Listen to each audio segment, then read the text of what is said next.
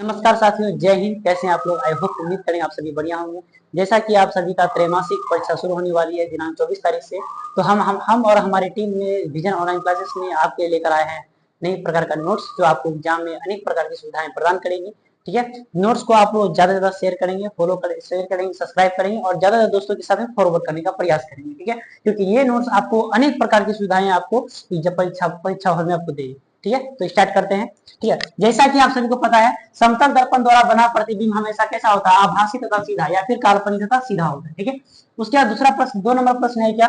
अवतल दर्पण के परावर्तन के बाद, अवतल दर्पण के परावर्तन के बाद किरण का मार्ग जो होता है फोकस से गुजरता है। कहां से गुजरती है?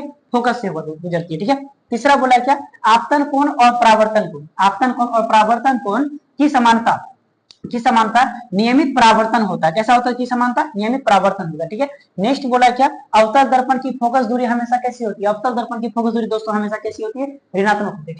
5वां नंबर आपका प्रश्न है, सौर कुकर में कौन सा दर्पण प्रयोग होता है या उपयोग होता है? ठीक है, तो आप सभी को पता होगा सौर दर्पण में सौर कुकर में अवतल दर्पण का प्रयोग करते हैं। ठीक है, नेक्स्ट बोला क्या? अवतल दर्पण द्वारा बनने वाली प्रतिबिंब हमेशा कैसा होता है? तो अवतल दर्पण द्वारा बनने वाली प्रतिबिंब हमेशा आभासी और सीधा होता है। हमेशा आभासी और कैसा होता है? सीधा होता है। ठीक है, अगला 7वां नंबर प्रश्न है आपका, अवतल दर्पण में वस्तु जब अनंत पर हो तो वह प्रतिबिंब अपना कहां पर बनाती है? तो वह अपना प्रतिबिंब बनाती है फोकस पर। कहां बनाती है?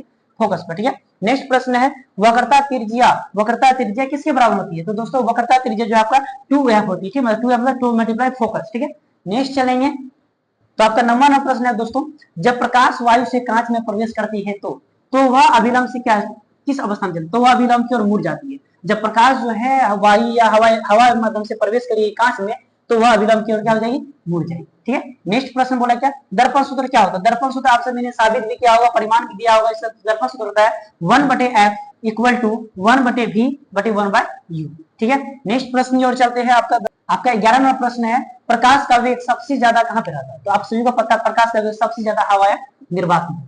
ठीक है, अगला प्रश्न बोला है क्या? अपवर्तनांक की इकाई क्या होती है? तो अपवर्तनांक का कोई भी इकाई नहीं होता। ठीक है, नेक्स्ट प्रश्न बोला है क्या? प्रकाश का अपवर्तन कौन से नियम का पालन करता है? तो आप सभी को पता है प्रकाश का जो अपवर्तन होता है मेरे दोस्त, वो स्नेल के नियम का पालन करता है। किससे करता है? स्नेल के नियम का। ठीक है, नेक्स्ट प्रश्न क्या बोला है? दूरदृष्टि दोष को किस लेंस की सहायता से हम समाप्त कर सकते हैं? तो आपका ये इसका आंसर हो जाएगा, दूरदृष्टि दोष को हम उत्तल लेंस की सहायता से समाप्त या ठीक कर सकते हैं। ठीक है, इसके अगला होगा 15वां नंबर,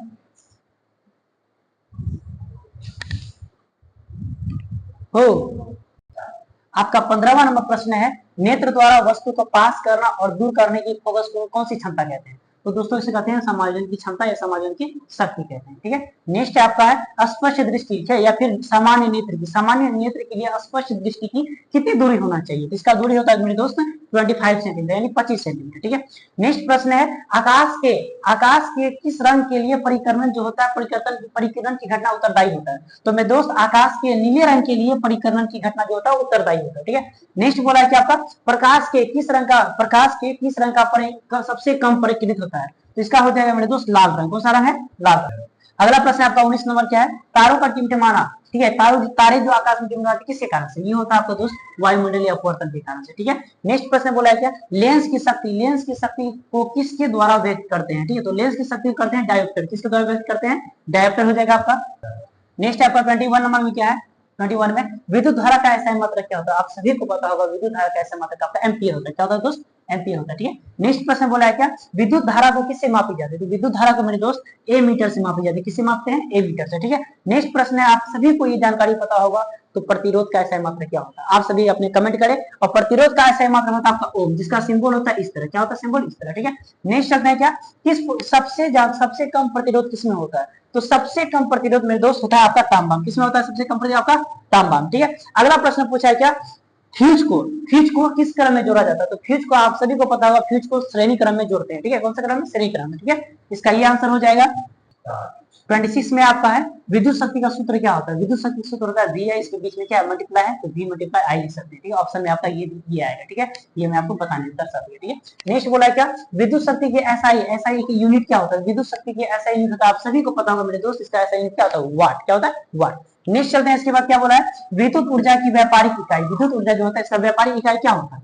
इसका व्यापारिक इकाई होता है किलोवाट। क्या होता है? किलोवाट प्रति घंटा। किलोवाट घंटा क्या होता है इसका दोस्त? किलोवाट घंटा, ठीक है।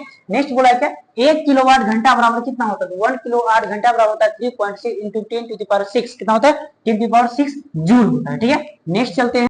हाँ, आपका नेक्स्ट है आपका 30 नंबर क्या है, समांतर समायोजन में कुल प्रतिरोध का सूत्र क्या होता है, समांतर समायोजन में प्रतिरोध का सूत्र क्या होता है, इसका होता है प्रतिरोध सूत्र 1/r इक्वल टू होता है 1/r1 1/r2 1/r3, इसी तरह 1/r जितना आता जाएगा प्रतिरोध का बढ़ते जाएगा, ठीक है। नेक्स्ट बोला मेरे दोस्त क्या बोला, कागज का जलना, कागज का जलना कैसा पड़ी, ये आपका केमिस्ट्री का प्रश्न है, आपका फिजिक्स का सॉल्व हो चुका है। नेक्स्ट आपका क्या, कागज का जलना कैसा परिवर्तन, तो कागज का जलना मेरे दोस्त ये है आपका रासायनिक परिवर्तन, कैसा है, रासायनिक परिवर्तन।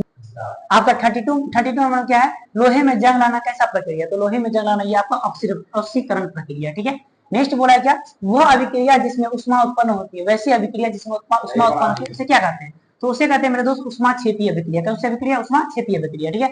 नेक्स्ट बोला क्या, चूना पत्थर का रासायनिक सूत्र क्या होगा, चूना पत्थर का रासायनिक सूत्र CaCO3 यानी संगमरमर जिसे कहते हैं, ठीक है। नेक्स्ट बोला क्या, कॉपर सल्फेट, कॉपर सल्फेट का विलयन का जो रंग होता है मेरे दोस्त कैसा होता है, तो आप सभी ये बताएं, कॉपर सल्फेट का रंग जो विलयन का जो रंग होता है ये आपका होता है नीला, कैसा होता है, नीला, यहाँ पे दिया अंडरलाइन किया हुआ है, ठीक है। नेक्स्ट बोला है क्या, जब कैल्शियम ऑक्साइड को पानी से अभिक्रिया कराते हैं तो क्या होता है, जब कैल्शियम ऑक्साइड को पानी से अभिक्रिया करते हैं तो आपका बनता है कैल्शियम हाइड्रोक्साइड, क्या बनता है मेरे दोस्त, कैल्शियम हाइड्रोक्साइड, ठीक है, ये आपका हो जाएगा कैल्शियम हाइड्रोक्साइड।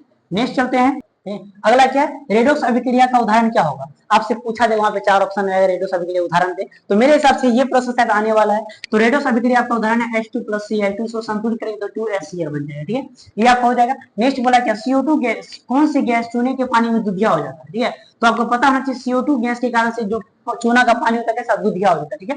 नेक्स्ट बोला है कि आपका तांबा जब नम हवा के संपर्क में आता है तो हवा कैसा होता है, तो हवा होता है तो आपका आवरण निर्माण करता है, ठीक है, कैसा निर्माण करता है, आवरण निर्माण करता है, ठीक है। नेक्स्ट बोला है क्या, नाइट्रिक अम्ल, कौन सा अम्ल, नाइट्रिक अम्ल का रासायनिक सूत्र क्या होगा, तो आप सभी ये बताएं, नाइट्रिक अम्ल का सूत्र होता है HNO3, क्या होता है HNO3, यहाँ पे दिया हुआ है। अगला प्रश्न पूछा है क्या, आपका कौन सा ऑप्शन में आएगा, इसमें क्षार कौन सा, ठीक है, तो इनमें से क्षार कौन सा, आपका ऑप्शन ए में रहने वाला, ऑप्शन ABCD कुछ भी रह सकता है, आपका क्षार जो है आपका दोस्त ये हो सकता है आपका NaOH क्या होगा, क्षार होगा, चलिए। तो हेलो, ये आपका नेक्स्ट प्रश्न क्या, नींबू में कौन सा अम्ल पाया जाता है, ठीक है, नींबू में ऐसे होता है आपका जो अम्ल होता है ये होता है आपका सिट्रिक, कौन सा अम्ल होता है, सिट्रिक, ठीक है, लेकिन कहीं ना कहीं हो सकता है ऑप्शन वगैरह में मिस्टेक हो सकता है, इसका नींबू में जो आपका अम्ल होता है दोस्तों साइट्रिक, कौन सा अम्ल है, साइट्रिक अम्ल, ठीक है। आपका नेक्स्ट है 43 में हो गया क्या, प्राकृतिक सूचक कौन है, तो लिटमस जो होता है आपको मेरे दोस्त ये होता है प्राकृतिक सूचक, ठीक है।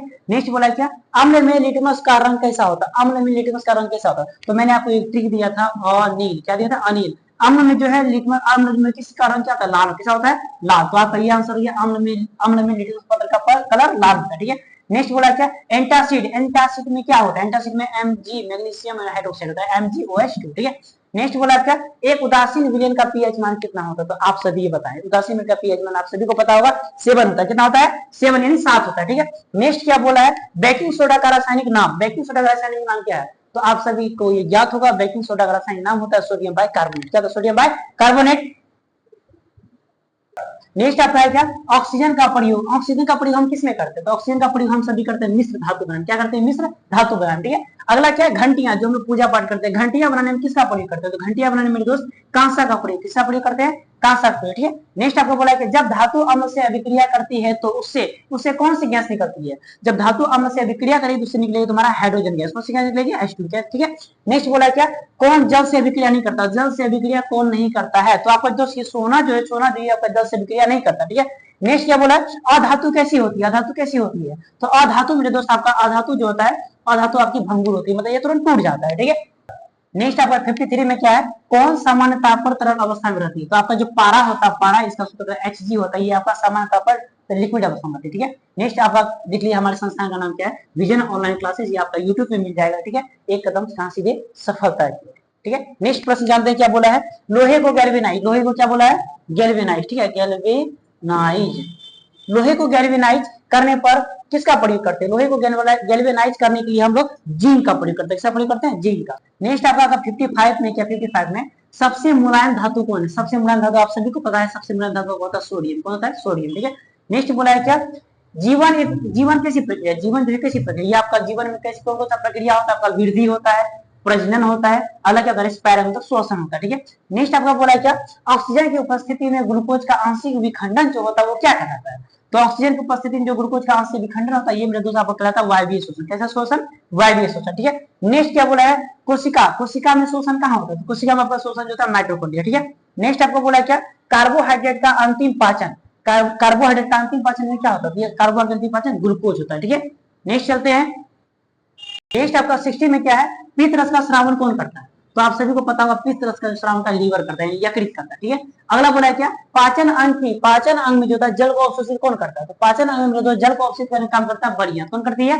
बढ़िया। ठीक है, नेक्स्ट क्या बोला है? वृक्क की जो इकाई होती है, वृक्क की जो इकाई होती है क्या कहलाती है? तो आप सभी पता है, आप सभी को पता होगा, शायद अगर अपने बायोलॉजी पढ़ा होगा तो वृक्क की इकाई होता है आपका नेफ्रॉन। कौन होता है? नेफ्रॉन। ठीक है, नेक्स्ट चलते हैं। आपको क्या बोला है? तंत्रिका तंत्र की संरचनात्मक और क्रियात्मक इकाई, तंत्रिका तंत्र की संरचनात्मक क्रियात्मक इकाई कौन कहलाती है?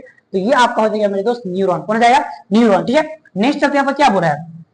मस्तिष्क का वह भाग जो संतुलन और स्थिति के लिए उत्तरदायी कौन होता है? मस्तिष्क का कौन सा भाग जो होता है संतुलन और स्थिति के लिए उत्तरदायी होता है? तो इसका जवाब मेरे दोस्त हो जाएगा सेरिब्रम। कौन हो जाएगा? सेरिब्रम। ठीक है, सेरिब्रम उत्तरदायी होता है। ठीक है, 65 आपका क्या है? ठीक है, रिफ्लेक्स क्रिया जो कौन होता है? तो आपको सभी को पता है रिफ्लेक्स क्रिया आपका जो होता है मेरु रज्जु को नियंत्रित करता है। कौन करता है? मेरु रज्जु नियंत्रित करता है। नेक्स्ट आपका 66 में 66 में क्या है? किस ग्रंथि को अंतःस्रावी ग्रंथि या मास्टर ग्रंथि कहते हैं? ठीक है, तो आपका पिट्यूटरी ग्रंथि को क्या कहते हैं? अंतःस्रावी ग्रंथि या मास्टर ग्रंथि कहते हैं। नेक्स्ट आपका क्या? सूरजमुखी का सूर्य की ओर, सूरजमुखी का सूर्य की ओर झुकना क्या कहलाता है? ये आपका प्रकाशानुवर्तन कहलाता है। ठीक है, नेक्स्ट चलते हैं। आपका क्या है?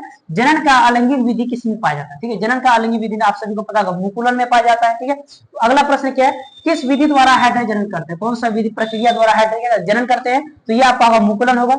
नेक्स्ट बोला कौन सा हार्मोन लरो या भागो कहलाता है? किस हार्मोन को लरो या भागो कहते हैं? तो ये आपका होगा एड्रेनालिन। कौन सा होगा? एड्रेनालिन। ठीक है, नेक्स्ट चलते हैं। आपका 71 में क्या है? ब्राइट फिल्म के वनस्पति जनन में पौधा का कौन सा प्रयोग करते हैं? ठीक है, पौधे किस रूप में प्रयोग करते हैं? ठीक है, तो ये आपका पत्ती के रूप में प्रयोग करते हैं। ठीक है, नेक्स्ट आपको क्या बोला है? फूल का नर प्रजनन अंग कौन सा? फूल का जो होता है नर प्रजनन अंग कौन होता है? ठीक है, तो फूल का नर प्रजनन आपका पुंकेसर हो जाएगा। इसके बाद अगला 73 में क्या बोला है? मानव पुरुषों में विरसन का कार्य को क्या होता है? मानव पुरुषों में विरसन का काम होता है आपका स्पर्म को बनाना, यानी शुक्राणु को बनाना। ठीक है, नेक्स्ट प्रश्न आपका बोला है क्या? मानव मादा में निषेचन कहाँ पे होता है? तो इसलिए होता है अंडवाहिनी नली में। ठीक है, मानव का फीमेल में जो है, फीमेल में निषेचन जो होता है ये अंडवाहिनी नली में होता है।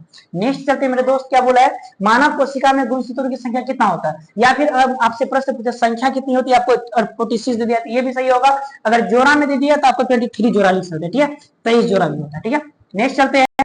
अगला प्रश्न आपका क्या है? मानव के बच्चे में लिंग निर्धारण के लिए जिम्मेदार कौन होता है? तो आपका इसका होगा मेल हो जाएगा। यानी पिता जिम्मेदार होता है। ठीक है, नेक्स्ट चलते हैं क्या? गुणसूत्र किसका बना होता है? गुणसूत्र जो होता है मेरे दोस्त आपका डीएनए, किसका? डीएनए और आपका प्रोटीन का बना होता है। ठीक है, नेक्स्ट चलते हैं। इसके बाद क्या आपका 78 में क्या है? मानव का अवशेषीय अंग क्या है? तो मानव का अवशेष जो होता है मेरे दोस्त ये होता है अपेंडिक्स। क्या होता है? अपेंडिक्स। ठीक है, नहीं चलते क्या बोला है? प्राकृतिक चयन का सिद्धांत कौन दिया? प्राकृतिक चयन का सिद्धांत जो कौन दिया? आपको दिया चार्ल्स डार्विन। कौन दिया? चार्ल्स डार्विन ने दिया। ठीक है, नेक्स्ट आपका क्या है? मानव का विकास कहाँ से? सर्वप्रथम मानव का विकास कहाँ से हुआ था? तो मेरे दोस्त सबसे पहले मानव का विकास हुआ था आपका अफ्रीका में। कहाँ? अफ्रीका महादेश में। ठीक है, तो कैसा लगा आपको ये सभी हमारा प्रयास और मेहनत? उम्मीद करेंगे आप सभी इनको एक बार रिवाइज करने का प्रयास करेंगे, क्योंकि आपका हमारा अनुमान हो सकता है आपको आपके परीक्षा हॉल में अनेक सुविधाएं प्रदान करें। तो ज्यादा से ज्यादा इस वीडियो को शेयर करें, अपने दोस्तों में फॉरवर्ड करें और लाइक कमेंट शेयर करना ना भूलें, और हमारे चैनल को बेल आइकन को दबा लें, क्योंकि हमारा सारा वीडियो सबसे पहले आप तक पहुंचे। जय हिंद।